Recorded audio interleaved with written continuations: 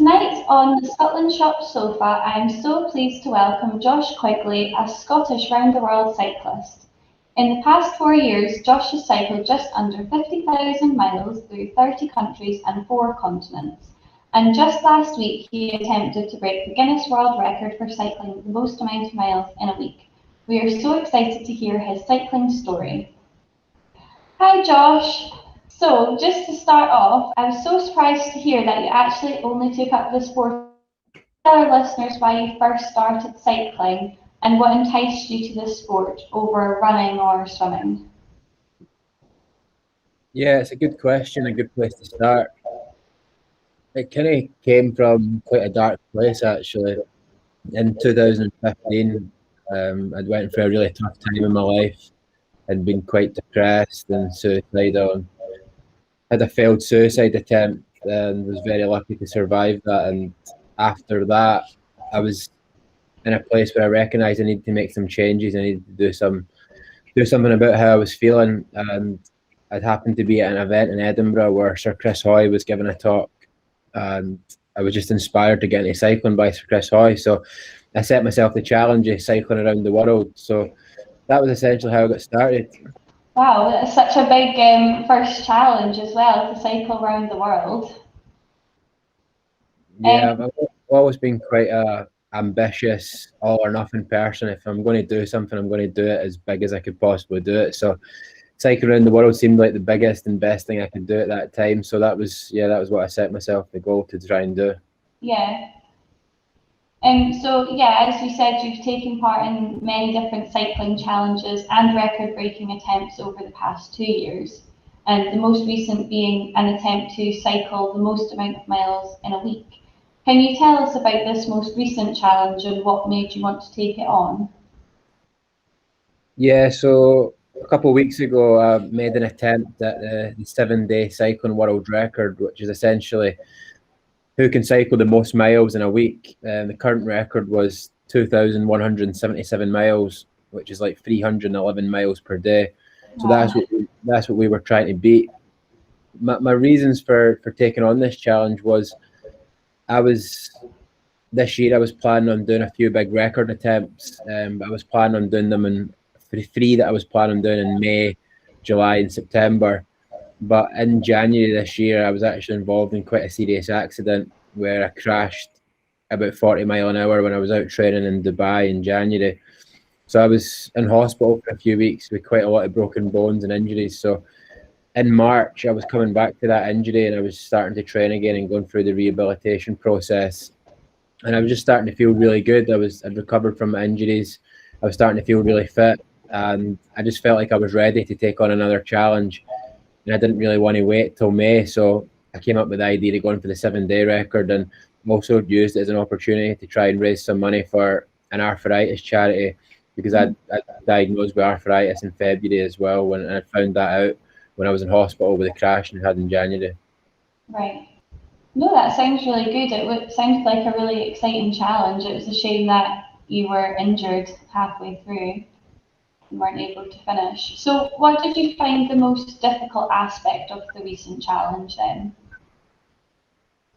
I think the hardest bit was probably the lack of sleep. Like I was on the bike at 4 o'clock in the morning and then not finishing until like 10, 11, 12 o'clock at night. So riding for like anywhere between 18 to 20 hours a day. So I'm not getting to my bed until like sometimes 12 o'clock, 1 o'clock in the morning. And then I was up again at 3:30 to be on the bike for 4. So definitely the lack of sleep was probably the biggest challenge. And I think it was quite challenging. We were just doing it on the same route, like 4 laps of an 80-mile route each day to try and hit our 320-mile target. So it can be quite soul destroying being on the same route all day. But I think it was made a little bit better for the fact that we had so much support in the local area up in Deeside, and all the little villages and towns that we were passing through, places like Aboyne and Ballater, Petercouter, Bankery. There was a lot of people who'd heard about what we were doing in the local area, so they were coming out to support me and cheer me on the road. And there was even a couple of people that I'd literally passing their house like 8 times per day and they were coming out every single time I went past just to clap and cheer. So yeah, I think it would have been a lot harder if it wasn't for the amount of support that we had in the local area. Yeah, oh, that would definitely help a lot if so many people were cheering you on and sending their support and everything to you. So your Guinness World Record attempt has now been moved to July, I had read online. So what training will you be doing until then to prepare? Yeah, so we were forced to abandon the record attempt on the fourth or fifth day because I had an injury with my knee, which was Yeah. quite frustrating for me because we'd done so well. We'd done, like, after the first 3.5, 4 days, we'd done over 1,000 miles. We were on track to beat the record. We were doing really well, so it was a shame to have to stop because of my knee injury. Mm-hmm. So we're now working towards a new date in July to go back up to D-side and make another attempt at the record. It's about 10 weeks from now, so the most important thing over the 10 weeks from now is just making sure my knee's recovered and that injury's been healed. So that's what I'm working on at the moment, going through my physio and working with my physios just to work on my knee. So a big part of the next 10 weeks is going to be on building a lot more strength in my legs and doing a lot of gym work just to make sure we try and avoid any issues with my knee in the next attempt, because I've clearly got the fitness to do it. I proved that with what we've done in the first 3 or 4 days of the first attempt, but just making sure that my legs are a bit stronger and we're doing everything that we can possibly do to avoid having the same issue again in the second attempt. Yeah, yeah, I can imagine it must be a lot of pressure as well, like not wanting that to happen again. So you have experienced a lot of injury and accidents with your different challenges. A lot of people would find this really demotivating. What keeps you coming back to the sport to try again and be even better?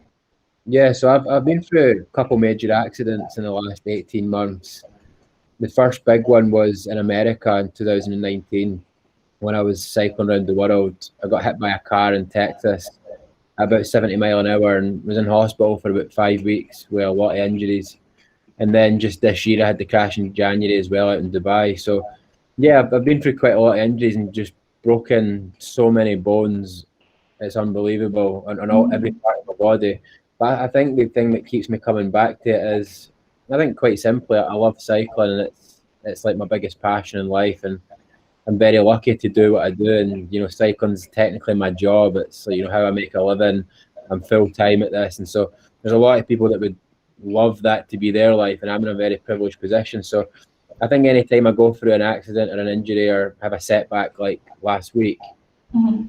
it always makes me more determined to come back stronger. And I know that things are going to go wrong along the way, but as long as I just keep getting back in the bike, that's all I really need to do. Just the important thing is just to never quit and never give up, because any chance of success or doing amazing things in the bike are almost gone when you quit. But as long as you just keep getting back in the bike, you've always got a chance. So yeah, I'll always just keep getting back in the bike no matter what goes wrong along the way. Yeah, definitely. I think that's the right attitude to have. It's very inspiring. So you also mentioned earlier that in February you were diagnosed with arthritis. So has this affected the way that you train? Do you have to train in a different way now? Not really. It's hard to know because, like, I had a lot of fractures in the crash in January. Like, I fractured my pelvis, my spine, my pubic bone, and I was having quite a bit of difficulty walking because of that. But then, interestingly, once I got back on the bike and started cycling again, I noticed that after about 3 or 4 weeks of training, I was actually walking completely fine. I wasn't getting any pain from walking anymore like I was in the beginning. So I'm Hmm. not sure. I'm not. It's hard to know what pain was caused by the arthritis and what pain was caused by the fractures. What Yeah. what what I definitely know is that my fractures healed a lot faster and my walking got a lot better the more I was cycling. So I think with something like arthritis, it's not the sort of thing you just heal or recover from, like a broken bone. And I Yeah. think that the more active you are and the more you use your body, the better your arthritis becomes. So I've not really done anything that differently since getting arthritis, but I think just making sure that I'm just continuing to be as active as I can. And even when I'm not cycling, I'm going out for like short walks and stuff like that. And I'm doing a lot of off the bike work in the gym and just I think just keeping active is just the key with this sort of thing. Yeah, definitely. Yeah, yeah. Because I feel like as soon as you stop, then that's when the injuries come back and everything, don't they? Yeah. So since COVID hit last year, you've spent a lot of time cycling around Scotland. What have you enjoyed most about cycling in your home country? Scotland's probably still my favourite country to cycle in, which is Mhm. weird given that I've cycled like in so many different foreign countries. But I don't know, there's just something about Scotland. I've always just been very passionate about Scotland. I'm very Scottish in nature, and I've just always loved cycling around Scotland because it's such a beautiful country. I think Mhm. especially going up the west coast and around the Highlands is just it's definitely my favourite place in the world to cycle. There's just something about that part of the world that just really connects with me, and I just always love being there. So Mhm. yeah, good. One of the good things about COVID was that it kind of forced me to do a lot more cycling in Scotland. And I think usually the last few years I've been doing like big round the world cycles and always wanting to go away somewhere else. So Mhm. I think that was definitely one positive, that it kind of forced me to go and see and do more in my own country. And yeah, Scotland's such a great place to cycle, and I've always loved cycling here. Yeah, that's so good that it has forced us all to stay in our own country and actually explore it, which we normally wouldn't really do, would we? So while training in Scotland, you also cycled the North Coast 500 in a record time of 31 hours, 90 minutes and 8 seconds, 4 minutes faster than the previous record. This must have been such an amazing experience. What tips would you give to people who are wanting to cycle the North Coast 500? Probably give yourself more than 31 hours if you want to enjoy. If you want to enjoy it, that's definitely my first tip. So yeah, I've done the North Coast 500 I think 3 or 4 times now. And, the first time I done it, I think it took me about 2 weeks. The second time I done it, it took me about a week. The third time it took me like 3 days, and then the last time I done it when I went for the record, yeah, it was 31 hours and 19 minutes. So yeah, it's an incredible route. It's probably one of my favourite routes in the world, and I think a little bit more special to me now because I do hold the record for it as well. Mhm. Yeah, to anybody who wants to go for it, unless you're wired like me and you enjoy going for records and stuff like that, I would say definitely give yourself at least 7 to 14 days, because it's such a beautiful route, and you're probably not going to want to race around it, and you probably want to go and stop at so many of the sites that are along the way and see it Mhm. and actually experience it. So yeah, if you're going to do it, take your time and really enjoy it. Don't follow in your footsteps then. No. So I can imagine cycling in Scotland is very different to cycling in hotter countries like America or Dubai. Have you learned anything about the sport by cycling in Scotland that you may not have learned elsewhere? Do you feel it's improved your cycling ability? Well, the good thing about growing up and living in Scotland is that you're kind of just used to shit weather essentially. So once you go other places, you do kind of appreciate it a lot more, because usually in Scotland it's wet a lot of the time. It's pretty windy most of the time as well. Hmm. So I think going abroad was actually quite difficult because I'm not really used to the heat. And for a lot of European cyclists, cycling in 30 degrees for them is like pretty basic and doesn't feel that hot. But for me, Hmm. 30 degrees is like really hot. And there's even been times where I've been like in places like Kazakhstan and Uzbekistan where it was like 45 degrees going through the desert. So yeah, it's always tough, but I think it just cycling in different environments and different temperatures just helps you become more resilient as well. Like I've been to both extremes now. Like I've Hmm. been to -11 in Finland and also like 45 degrees in Kazakhstan and Uzbekistan. So yeah, I think just being in different places just it helps you become more adaptable to whatever your conditions are going to be in each day. Hmm. Yeah, definitely. Yeah, it's always improving you by cycling in different places, isn't it? So, as I mentioned at the start, you've cycled through 30 countries around the world, but can you tell us where your favourite place to cycle has been? I kind of touched on it earlier when I said how much I love cycling in Scotland. I think Scotland still is probably my favourite place, but outside Scotland, I think there's a few special places that I've been in the bike. I think China China was a really cool place for me because, you know, when I was cycling around the world, I was so focused on the goal when I was doing that. So I was just like, every day I was just like, keep moving forward. That was kind of like my motto at the time. So Mhm. I went across Europe, I went across Asia, and I never really looked back. I was always just obsessed with getting to the next place and the next goal and the next milestone.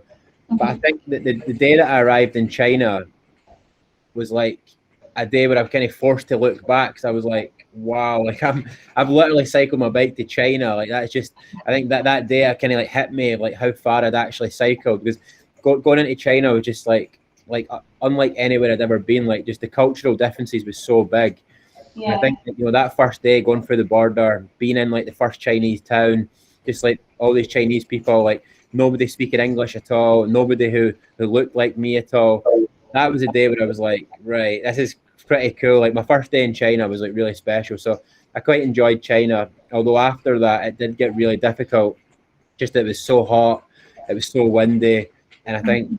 the isolation of just literally having nobody in that country that knew my language and who could speak English essentially was really quite challenging. So China was quite special. I also really enjoyed Australia as well, because I'd been like in Asia for about 4 or 5 months on my own. A lot Mhm. of those countries didn't speak that good English, quite isolated, quite alone. But then arriving in Australia, like everybody spoke my language, everything was in English. I had more conversations like in my first hour in Australia than an entire month in China. So Yeah. I really enjoyed Australia just from like the social aspect of just being able to communicate with people, and that was really good. And Yeah. also America as well. I'd always wanted to go to America. America and Australia were the two places I always wanted to go with a bike, and it was quite special to be in America. And I think having this goal of cycling around the world been such a big thing in my life for the last few years. Like I remember arriving in the plane, flying into California, and seeing like the Hollywood sign, and just thinking like, right, this is it. Like all I need to do now is cycle across America, and I've basically achieved this goal of cycling around the world. So yeah, America was pretty special as well, and I enjoyed going through a lot of the wee towns and villages and places that you would never probably go to unless you were on a bike and you were just going across the country. So yeah, I Yeah. loved America as well. So how far were you, like, had you still had a lot to go left in America when you crashed your bike then? I was just almost at 15,000 miles, and I had about 3,000 miles to go. So I was almost at the end. Of the whole round the world cycle? Yeah, Oh God, that's so annoying, isn't it? yeah. And when you were cycling, were you camping on your when you were going, or were you staying in hostels, or how were you working it that way? No, I was quite lucky on that attempt when I done it. Like when I first started out, and some of the earlier attempts when I started cycling, you know, I had lower budgets and stuff like that, so I was camping a lot, and I was having to use like my tent and stuff like that. But on the final attempt, I had a really good sponsor, a company called Alexinol. So I had a really good budget. So we were like staying in hotels and hostels almost every night, and I was hosted by a few people in Australia as well, which was quite nice. So yeah, no, I was quite lucky. I didn't have the tent, which made things a bit lighter on that attempt. Yeah, that would make it a lot easier. So you've quickly become quite the champion within your field. Are there any other Scottish cyclists you're inspired by or look up to? I think, you know, Chris Hoy was always the one that got me started. You know, he was, I wouldn't be where I am without Chris Hoy, and it was him that made me think I'm going to get into cycling. I'm going to cycle around the world. So I think Sir Chris is always the one that I would say that he was my initial inspiration. He was the reason I got on a bike. So I would always be very grateful to him for doing that. Hmm. And had you been following his career before you got into cycling then? Nah, no, not really. Like I knew who he was because he was so famous, and I knew he'd won gold medals and stuff like that. But No. like when I got into cycling, I literally knew nothing about it, and it was just like I didn't have any history of really following the sport or knowing that much about it, except from him because he was so famous. But Mhm. no, I really didn't know anything about it when I got involved. And if someone was wanting to get into cycling, what advice would you give to them? Like a newbie, someone who's never cycled before. I think it depends on who you are. You need to have a lot of self awareness. Like for me, cycling around the world was the first thing that I ever done on a bike, which is like the biggest thing you can do. And that's just because of who I am. Like that's how I'm wired. I've always been like that. If I'm going to do something, I'm going to do it big. But I think for a lot of people, that's probably not the thing to do. Like I think most people, if you want to get into cycling, the most sensible thing to do is to just get a bike and just go out and just do what you enjoy. Like if that's just 10 miles or 20 miles or an hour or 2 hours, then just do what works for you. Not don't think everybody's wired to go and do big things like that on your own. That's just what I'm like and what felt right for me. So I think you've got to understand who you are.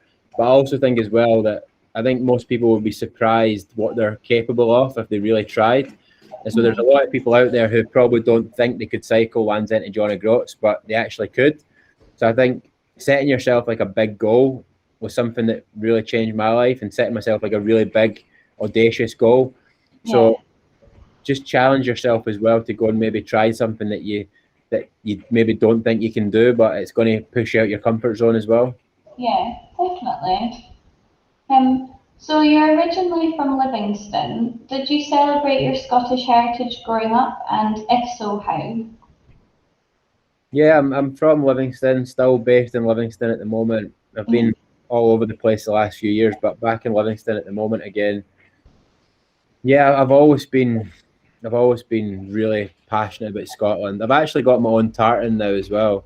Oh, really? Yeah, which is pretty cool. So yeah, no, being Scottish is probably the thing that I'm most proud of and most passionate about in my life. Like I just except for this bike, like I would just I would love to be just like known as like an ambassador for Scotland and to really put Scotland on the map. And yeah, I think Scotland's got a great history of a lot of famous and world champion cyclists. There's quite a lot, especially for the size of our country. We've really punched above our weight. So I would love to be in that group and to keep Scotland as a great country for cycling. Yeah, definitely. I think you're on your way to doing that anyway. So you don't actually have a very traditional Scottish name. Do you know if you're linked to a Scottish clan? I don't. I think my name's Irish because a lot of my grandparents are Irish. I'm not actually sure, to be honest. It's something that I would love to like take the time to research and find out at one point.